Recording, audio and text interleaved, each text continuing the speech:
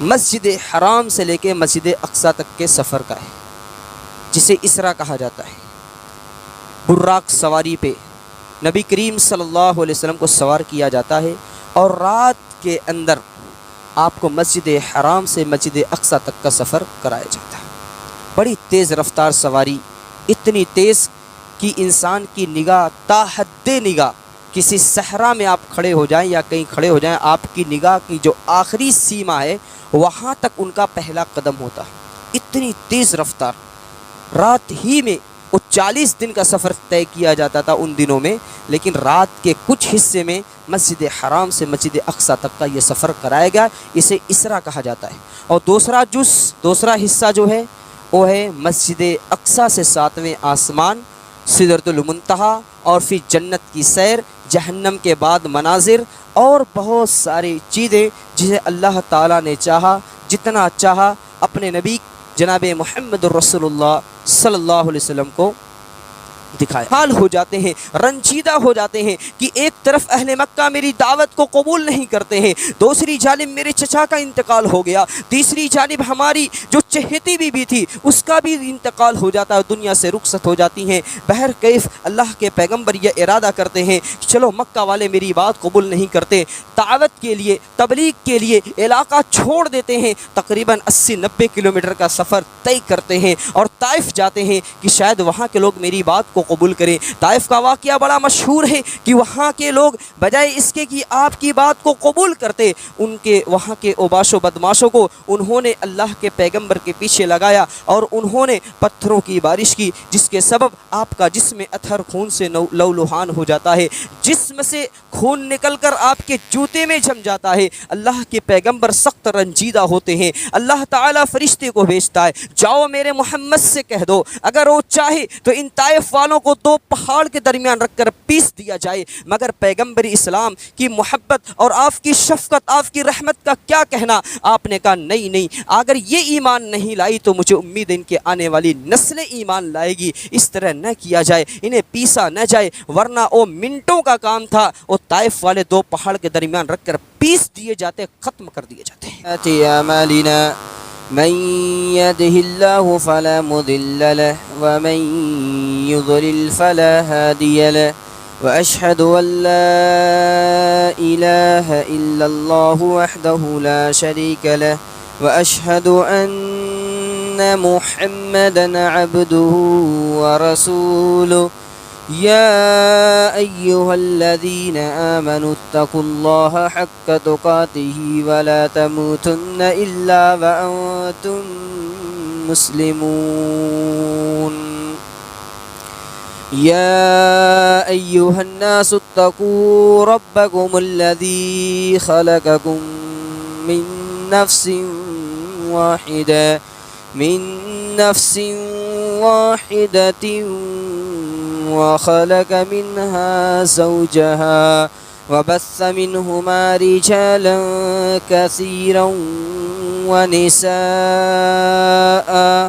واتقوا الله الذي تساءلون به والأرحام إن الله كان عليكم رقيبا يا أيها الذين آمنوا اتقوا الله وقولوا قولا سديدا يصلح لكم أعمالكم ويغفر لكم ذنوبكم ومن يطع الله ورسوله فقد فاز فوزا عظيما أما بعد فإن خير الحديث كتاب الله وخير الهدي هدي محمد صلى الله عليه وسلم وشر الأمور محدثاتها وكل محدثة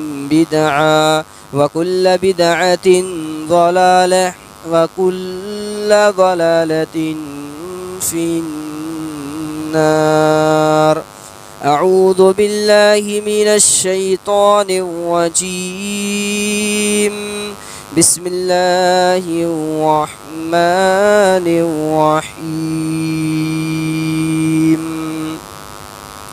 قاف والقرآن المجيد بل عجبوا أن جاءهم منذر منهم فقال الكافرون هذا شيء عجيب أإذا متنا وكنا ترابا ذلك رجع بعيد قد علمنا ما تنقص الأرض منهم وعندنا كتاب حفيظ بل كذبوا بالحق لما جاءهم فهم في أمر مريج أفلم ينظروا إلى السماء فوقهم كيف بنيناها وزيناها وما لها من فروج والأرض مددناها وألقينا فيها رواسي وأنبتنا فيها من كل زوج بهيج تبصرة وذكرى لكل عبد منيب ونزلنا من السماء ماء مباركا فأنبتنا به جنات وحب الحصيد والنخل باسقات لها طلع نضيد بارك الله لنا ولكم في القرآن العظيم ونفعنا إياكم بالآيات والذكر الحكيم إنه تعالى جواد كريم ملك بر رؤوف رحيم.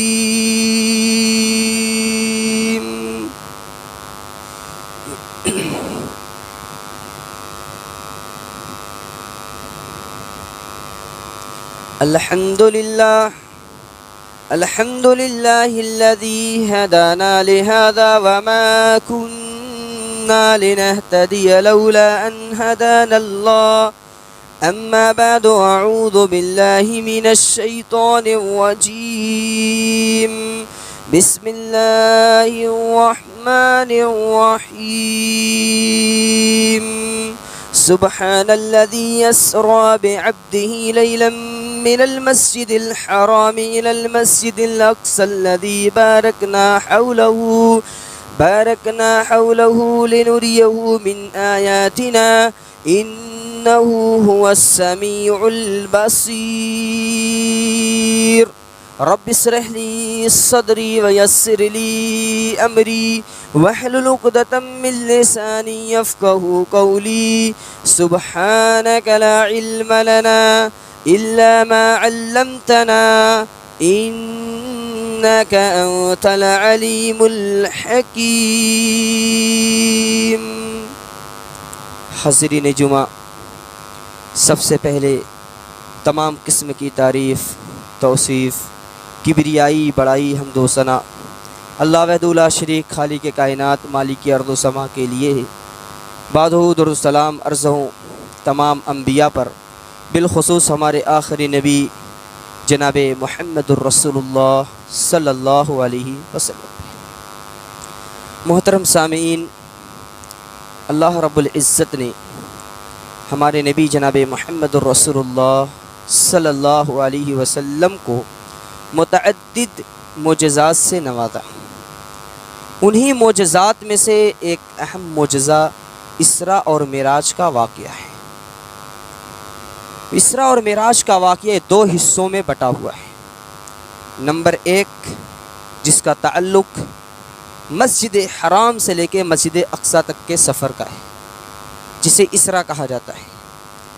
براق سواری پہ نبی کریم صلی اللہ علیہ وسلم کو سوار کیا جاتا ہے اور رات کے اندر آپ کو مسجد حرام سے مسجد اقصیٰ تک کا سفر کرایا جاتا ہے. بڑی تیز رفتار سواری، اتنی تیز کہ انسان کی نگاہ تا حد نگاہ، کسی صحرا میں آپ کھڑے ہو جائیں یا کہیں کھڑے ہو جائیں، آپ کی نگاہ کی جو آخری سیما ہے وہاں تک ان کا پہلا قدم ہوتا ہے. اتنی تیز رفتار.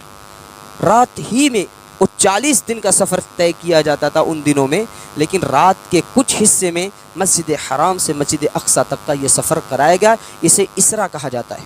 اور دوسرا حصہ جو ہے وہ ہے مسجد اقصیٰ سے 7ویں آسمان، سدرۃ المنتہا، اور پھر جنت کی سیر، جہنم کے بعد مناظر اور بہت ساری چیزیں جسے اللہ تعالیٰ نے چاہا، جتنا چاہا اپنے نبی جناب محمد رسول اللہ صلی اللہ علیہ وسلم کو دکھایا۔ تو اس کو معراج کہا جاتا ہے۔ اسراء اور معراج یہ واقعہ بڑا ہی اہم ہے، اور اس کے اندر بہت ساری عبرتیں، بہت ساری نصیحتیں ہیں۔ اللہ کے نبی جناب محمد رسول اللہ صلی اللہ علیہ وسلم کو یہ اسراء اور معراج کیوں کرائی گئی، اس کا سبب کیا تھا؟ علماء نے اس کا سبب بیان کیا ہے کہ چونکہ سن 10 نبوی یعنی نبوت ملنے کے 10ویں سال آپ کو پے در پے کئی ایک رنج اور غم پہنچے۔ آپ کے مشفق چچا جو آپ کے لیے ایک سائے کے مانند تھے یعنی ابو طالب، ان کا انتقال ہو جاتا ہے۔ ان کے انتقال سے آپ کو بہت رنج اور غم پہنچتا ہے، یہاں تک کہ اللہ کو قرآن کی آیت نازل کرنا پڑا، اِنَّكَ لَا تَهْدِي مَنْ أَحْبَبْتَ وَلَكِنَّ اللَّهَ يَهْدِي مَن يَشَاءُ۔ اے محمد، آپ کو اس بات کا رنج ہے کہ ابو طالب اسلام قبول نہیں کیے، کلمہ نہیں پڑھے، آپ ان کے رنج و غم میں اپنے آپ کو بے چین کیے ہوئے ہیں۔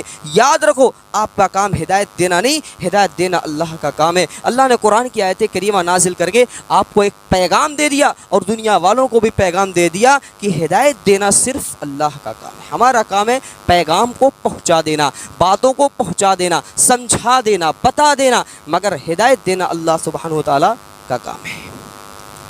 ان کا انتقال ہو جاتا ہے، آپ کو رنج اور غم ستانے لگتا ہے، کیونکہ ان کی کفالت میں، ان کی زیر سائے آپ زندگی گزار رہے تھے، اور وہ اتنا بڑا ہتھیار آپ کے لیے تھے کہ اگر وہ نہ ہوتے تو اہل مکہ کبھی آپ کو قتل کر دیے ہوتے، مگر آپ کا سایہ تھا، آپ کی طاقت تھی، آپ کے گھر والوں کی قوت تھی کہ انہوں نے آپ کا کچھ بگاڑا نہیں۔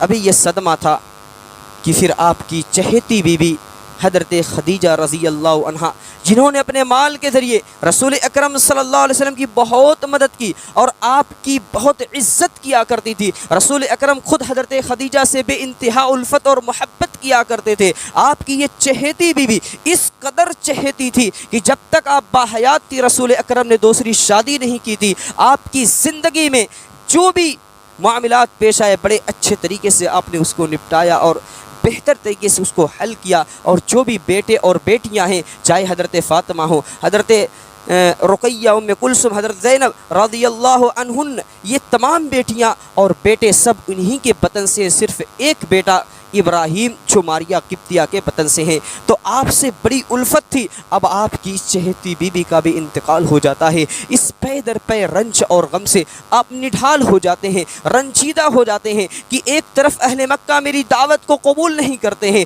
دوسری جانب میرے چچا کا انتقال ہو گیا، تیسری جانب ہماری جو چہیتی بیوی تھی اس کا بھی انتقال ہو جاتا ہے، دنیا سے رخصت ہو جاتی ہیں۔ بہر کیف اللہ کے پیغمبر یہ ارادہ کرتے ہیں کہ چلو مکہ والے میری بات قبول نہیں کرتے، دعوت کے لیے، تبلیغ کے لیے علاقہ چھوڑ دیتے ہیں، تقریباً 80-90 کلومیٹر کا سفر طے کرتے ہیں اور طائف جاتے ہیں کہ شاید وہاں کے لوگ میری بات کو قبول کریں۔ طائف کا واقعہ بڑا مشہور ہے کہ وہاں کے لوگ بجائے اس کے کہ آپ کی بات کو قبول کرتے، ان کے وہاں کے اوباش و بدماشوں کو انہوں نے اللہ کے پیغمبر کے پیچھے لگایا اور انہوں نے پتھروں کی بارش کی، جس کے سبب آپ کا جسم اطہر خون سے لہولہان ہو جاتا ہے، جسم سے خون نکل کر آپ کے جوتے میں جم جاتا ہے۔ اللہ کے پیغمبر سخت رنجیدہ ہوتے ہیں۔ اللہ تعالیٰ فرشتے کو بھیجتا ہے، جاؤ میرے محمد سے کہہ دو اگر وہ چاہے تو ان طائف والوں کو 2 پہاڑ کے درمیان رکھ کر پیس دیا جائے۔ مگر پیغمبر اسلام کی محبت اور آپ کی شفقت، آپ کی رحمت کا کیا کہنا؟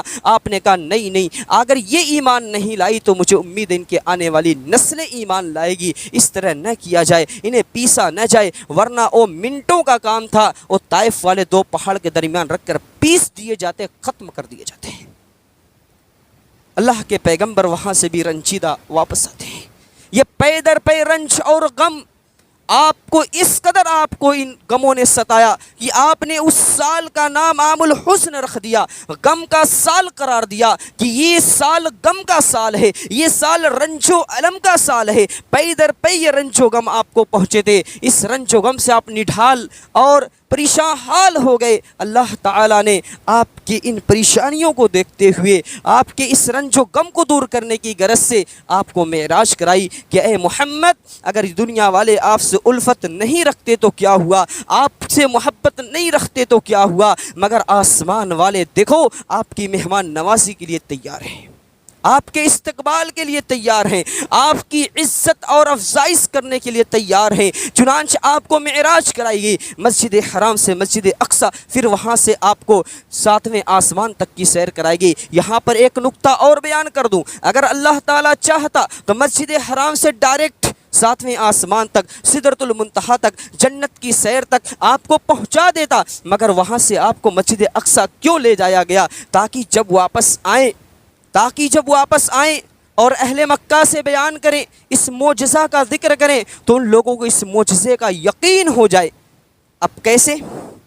اگر ڈائریکٹ آسمان پر لے کے چلے جاتے، پھر آپ واپس آتے، لوگ پوچھتے تو آپ آسمان کی علامت اور نشانی بتاتے تو کیسے یقین کرتے؟ وہ تو کبھی آسمان پر گئے ہی نہیں۔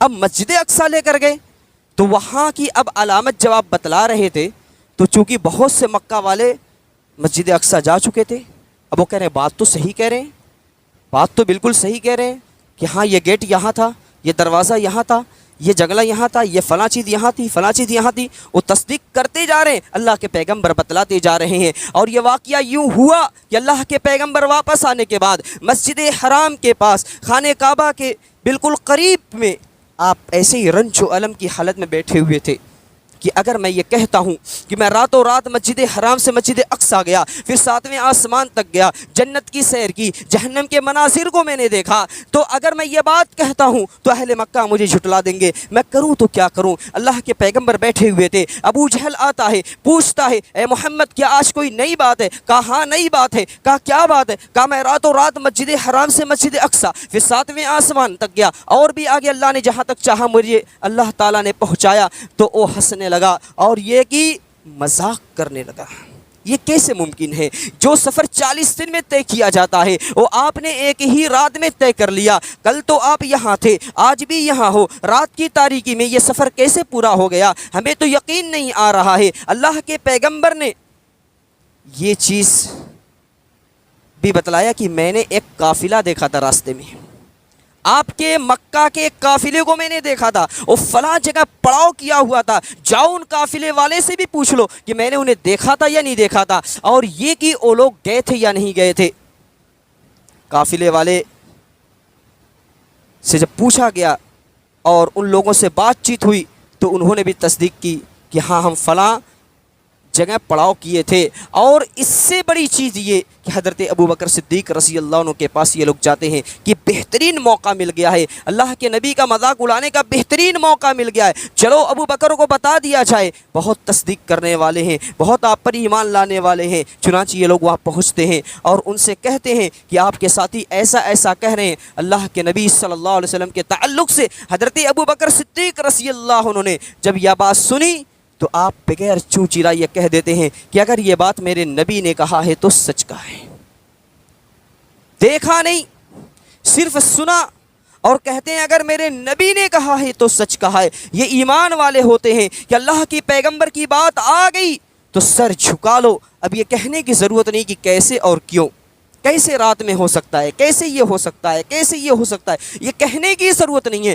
اہل ایمان کا کام یہ ہونا چاہیے، رسول اکرم کی کوئی بات آ جائے تو سر جھکا لو۔ اگر کوئی کہہ دے کہ رسول اللہ نے کہا کہ سورج پورب سے نہیں پچھم سے نکلا ہے، ہم ایمان والوں کا یہ ایمان ہونا چاہیے کہ ہم کہہ دیں کہ ہاں ہم مانتے ہیں کہ ہاں ایسا ہے اور ایسا ہو سکتا ہے۔ اگر یہ بات رسول کی طرف سے ہو تو یہ ایمان ہونا چاہیے۔ مگر اس تناظر میں اپنے سماج کو ہم دیکھ لیں، معاشرے کو دیکھ لیں، گھر کی زمین کے بٹوارے کے سلسلے میں، وراثت کے سلسلے میں دیکھ لیں کس قدر اختلافات ہیں، کس طرف مسائل ہیں، کس قدر افسوسناک چیزیں ہیں۔ اشارے آپ سمجھ جاتے ہیں کہ آج ہمارے اپنے محلوں میں، علاقوں میں، گاؤں میں، اپنے شہر کے حالات کیا ہیں، کس طرح ہیں۔ چھوٹی چھوٹی بات کو بڑی بڑی بات بنا دیا جاتا ہے، یہ کس قدر افسوس کی بات ہے۔ اللہ کے پیغمبر کی حدیث آ گئی، کہا یار بات تو صحیح ہے، شریعت کی بات ہے، مگر ایسے کر لیا جائے۔ ارے مگر کرنے کی ضرورت ہمیں کیا ہے؟ رسول اکرم کی حدیث آ گئی، اگر مگر کرنے والا پکا مومن ہو ہی نہیں سکتا۔ اللہ کے پیغمبر کی بات آئی، حضرت ابوبکر صدیق نے کہا کہ اگر رسول اللہ نے کہا ہے تو بالکل سچ کہا ہے، اور اسی وقت سے آپ کو صدیق کا لقب پڑا۔ تو آپ کو یہ معراج کرائے گی، آپ پہلے آسمان پر جاتے ہیں، آپ کا استقبال کیا جاتا ہے، حضرت آدم علیہ السلام سے ملاقات ہوتی ہے، دوسرے آسمان پر جاتے ہیں، آپ کا استقبال کیا جاتا ہے، حضرت عیسیٰ اور یحییٰ علیہ السلام سے ملاقات ہوتی ہے، تیسرے آسمان پر جاتے ہیں، وہاں بھی آپ کا پرجوش استقبال کیا جاتا ہے، وہاں پر آپ کی ملاقات حضرت یوسف علیہ السلام سے ہوتی ہے، چوتھے آسمان پر آپ کو لے جایا جاتا ہے، وہاں پر بھی پرجوش استقبال کیا جاتا ہے، وہاں پر آپ کی ملاقات حضرت ادریس علیہ السلام سے ہوتی ہے، پانچویں آسمان پر آپ کو لے جایا جاتا ہے، وہاں پر آپ کی ملاقات حضرت ہارون علیہ السلام سے ہوتی ہے، چھٹے آسمان پر آپ کو لے جایا جاتا ہے، وہاں پر آپ کی ملاقات حضرت موسیٰ علیہ السلام سے ہوتی ہے، اور ساتویں آسمان پر لے جایا جاتا ہے، وہاں پر آپ کی ملاقات حضرت ابراہیم علیہ السلام سے ہوتی ہے۔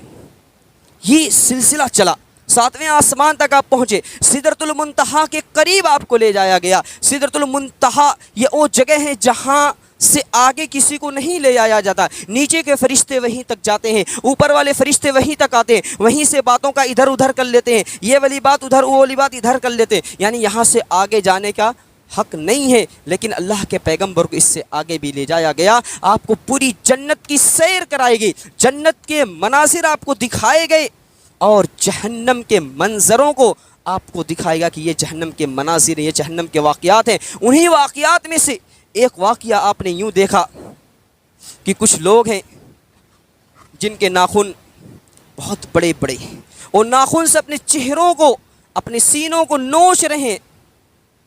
اللہ کے پیغمبر نے کہا کہ جبریل یہ کون ہے؟ کہا کہ آپ کی امت کے وہ لوگ ہیں جو لوگوں کی غیبت کیا کرتے تھے، لوگوں کی چغلی کیا کرتے تھے۔ اللہ اکبر، کتنا بڑا عذاب ان کو دیا جا رہا ہے، وہ اپنے ہی ناخن کے ذریعے اپنے چہروں کو نوچ رہے ہیں۔ اور آج اس تناظر میں آپ دیکھ لیں کہ ہمارے سماج کے اندر غیبت کس قدر عام ہے۔ غیبت کو کوئی غیبت نہیں سمجھتا ہے، چغلی کو کوئی چغلی نہیں سمجھتا ہے۔ یاد رکھو، چاہے جو بھی ہو، علماء ہو، فقہا ہو، یا یہ کہ عام لوگ ہوں، جو بھی ہو، جو بھی اس گناہ کے اندر ملوث پائے جائیں گے، اللہ کے یہاں جواب دہ ہوں گے۔ اس لیے ہمیں غیبت جیسے گناہ سے بچ کر اپنی زندگی گزارنے کی ضرورت ہے۔ اللہ کے پیغمبر نے دیکھا اور پوچھا، پھر جواب دیا گیا، اور پھر اس سے یہ بات ظاہر ہو گئی کہ غیبت ایک بہت بڑا گناہ ہے۔ اسی طرح اللہ کے پیغمبر کہتے ہیں، میں نے ایک منظر یہ بھی دیکھا کہ کچھ لوگ ہیں جن کے زبان اور ہونٹوں کو انگارے یعنی آگ کی قینچیوں سے کاٹے جا رہے ہیں۔ میں نے کہا کہ یہ کون ہیں؟ کہا یہ آپ کی امت کے وہ لوگ ہیں، وہ خطبہ ہیں، وہ خطیب ہیں، جو کہنے کو تو کہتے ہیں، بات تو بیان کرتے ہیں، لیکن خود اس پر عمل نہیں کرتے۔ بہت سے ایسے لوگوں کو بھی آپ دیکھتے ہیں جو بات تو کہتے ہیں مگر اس پر عمل نہیں کرتے ہیں۔ یہ ایک بہت بڑا جرم ہے، بہت بڑا گناہ ہے۔ انسان اپنے گھر والوں کو نماز کے لیے کہے، خود نماز نہ پڑھے، علماء خطاب کریں بہت سے موضوعات پر، یہ نہ کرو، یہ نہ کرو، یہ نہ کرو، اور خود وہ کام انجام دیں، یعنی آپ کہیں اور کریں نہ۔ یہ اتنا بڑا جرم ہے، اتنا بڑا جرم ہے۔ اللہ کے پیغمبر نے دیکھا کہ ان کے زبان کو، ہونٹوں کو انگارے یعنی آگ کی قینچیوں سے کاٹے جا رہا ہے۔ اسی طرح اللہ کے پیغمبر کہتے ہیں، میں نے ایک منظر یہ بھی دیکھا، ایک چیز میں نے یہ بھی دیکھی، مجھے تھوڑا مہک اور بو آئی، تو میں نے کہا یہ کیسی بو ہے اور یہ کیسا معاملہ ہے؟ کہا کہ یہ فرعون کی بیٹی کو کنگھی دینے والی اس خاتون کی بو آ رہی ہے جسے اس جرم میں کھولتے ہوئے تیل کے اندر ڈال دیا گیا تھا۔ کہا اس کا کیا واقعہ ہے؟ تو اس کا پورا واقعہ بیان کیا گیا کہ بنت فرعون، فرعون کی بیٹی کو، اب آپ کہیں گے فرعون کی تو کوئی بیٹی نہیں تھی، کوئی اولاد نہیں تھی، یہ او فرعون نہیں ہے جو موسیٰ علیہ السلام کے زمانے کے، دوسرا فرعون ہے۔ اب آپ کہیں گے کئی ایک فرعون ہے کیا؟ اب اس وقت کے اس طرح کے معاملات تھے، جسے ہمارے ملک کے معاملات دیکھ لیجئے، اب جو بھی مطلب پردھان منتری بنتا ہے ان کو پی ایم ہی کہیں گے، جو بھی بن جائے، چاہے موجودہ ہوں یا سابق ہوں، ان کو پی ایم کا لقب دیا جاتا ہے۔ جو بھی آ جائے، آپ بن جائیں گے، آپ کو بھی پی ایم ہی کہا جائے گا، آپ کا نام چاہے جو بھی ہو۔ ایسے اس وقت کی یہ اصطلاح تھی۔ تو ایک فرعون نامی شخص تھا، بادشاہ تھا، بڑا تھا، اس کے یہاں یہ کام کیا کرتی تھی، تو ان کی بیٹی کو کنگھی کرتے وقت کنگھی گر جاتی ہے اور یہ اٹھاتے وقت بسم اللہ کہہ دیتی ہے۔ تو کہتی یہ اللہ کون ہے؟ کہا یہ میرا اور آپ کا رب ہے۔ کیا ہمارے والد کے سوا بھی کوئی رب ہے؟ ہاں، وہ رب ہے جو میرا اور تمہارا تمہارے والد سب کا رب ہے۔ کہا کہ یہ بات میں اپنے والد کو بتا دوں گی۔ کہا بتا دو، بتا دیا۔ اور پھر انہیں بلایا گیا، کہا کیا بات ہے، میرے علاوہ بھی کوئی رب ہے؟ ہاں ہے۔ ارے میرے علاوہ کس کو تم پوچھتی ہو، کس کو تم مانتی ہو؟ کہا میں اس رب کو مانتی ہوں جو تمہارا بھی رب ہے، میرا بھی رب ہے۔ کہا سنو، اگر اس سے باز نہیں آتی ہو تمہیں قتل کر دیا جائے گا، تمہیں اس کی سزا دی جائے گی، تمہیں تیل میں ڈال دیا جائے گا، وغیرہ وغیرہ۔ انہوں نے کہا کہ مجھے اس کا کوئی ڈر اور خوف نہیں، چاہے مجھے جو بھی سزا دی جائے۔ بہرحال انہوں نے بادشاہ وقت نے اور جو یعنی فرعون تھا انہوں نے آگ چلائی، اس میں کڑھائی رکھا اور پھر تیل ڈلوایا۔ اس جب کھولنے لگا تو اس میں انہیں ڈالنے کا حکم دیا گیا۔ انہوں نے کہا کہ میری ایک درخواست آپ سے ہے، مجھے تیل میں ڈالنے سے پہلے میری ایک درخواست سن لو۔ کہا کیا ہے؟ کہا درخواست یہ ہے کہ ہمارے اور میرے بچے کی ہڈیوں کو ایک جگہ جمع کر کے قبر کے اندر دفن کر دینا، ایک جگہ دفن کر دینا۔ کہا ٹھیک ہے۔ پھر انہوں نے ایسا ہی کیا تھا، اور یہ کہ انہیں آگ کے حوالے یعنی اس تیل کے اندر ڈلوا دیا گیا۔ جب ڈالا جا رہا تھا تھوڑی دیر کے لیے ماں تھوڑا پیچھے ہٹنا چاہی تو بچے نے بول دیا کہ ماں کود جا، تو حق پر ہے، اور یاد رکھ یہ دنیا کا عذاب آخرت کے عذاب کے مقابلے میں ہلکا ہے۔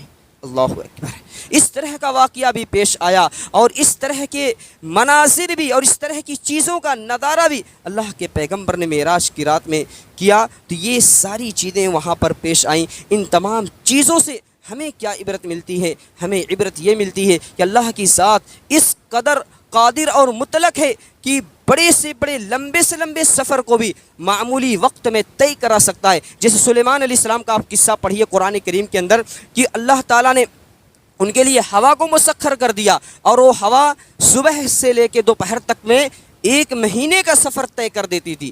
آپ تخت پر بیٹھتے اور ہوا آپ کو اتنی اسپیڈ سے لے کر جاتی کہ 1 مہینے کی مسافت کا سفر آپ کو ایک دوپہریہ میں طے کرا دیا جاتا تھا۔ اللہ کی مرضی ہے، اللہ جس سے چاہے جو چاہے جب چاہے کروا سکتا ہے۔ موسیٰ علیہ السلام دریا میں غسل کر رہے ہیں، کپڑے کو پتھر پہ رکھا، بخاری کی روایت ہے، وہ پتھر کپڑا لے کر بھاگنا شروع کر دیا۔